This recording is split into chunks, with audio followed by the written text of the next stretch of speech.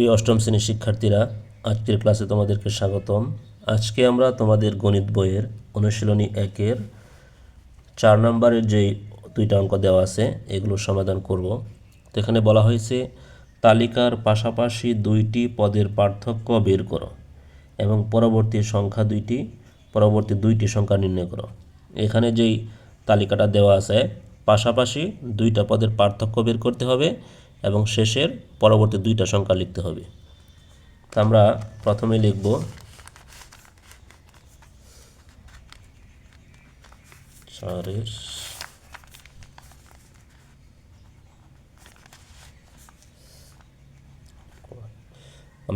তালিকার সংখ্যাগুলো।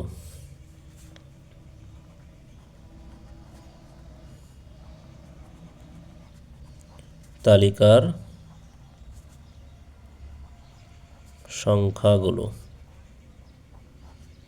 সংখ্যাগুলো কি কি দেওয়া আছে?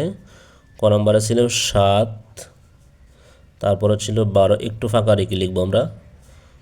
তারপরে ছিল 17, 22 ও 27। এখানে যে সংখ্যাগুলো লিখলাম আমাদেরকে বলা হয়েছিল পাশাপাশি দুইটি পদের পার্থক্য বের করতে। তো এখানে লিখব পার্থক্য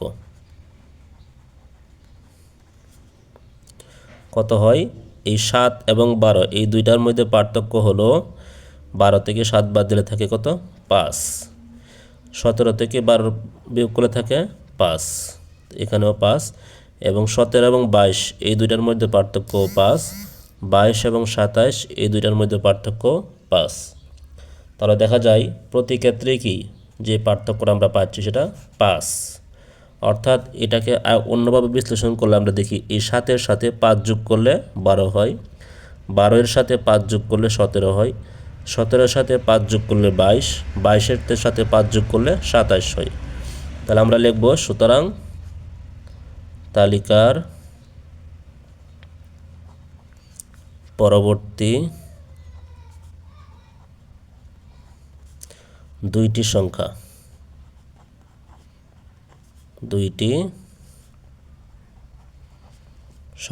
যেহেতু পার্থক্য 5 এবং সংখ্যার সাথে 5 যোগ করলে পরের সংখ্যাটা পাওয়া যায়, এই জন্য আমরা সর্বশেষ সংখ্যা ছিল 27।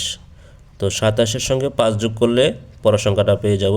27 আর 5 হলো 28, 29, 30, 31, 32। একটি সংখ্যা হলো 32। আবার যদি 32-এর সঙ্গে আবার 5 যোগ করি তাহলে হবে 37। তো দুইটা সংখ্যা, একটা হলো 32, একটা হলো 37। উত্তর 32, 37।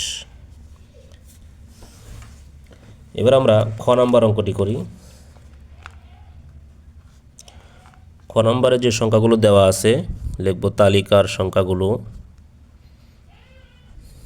তালিকার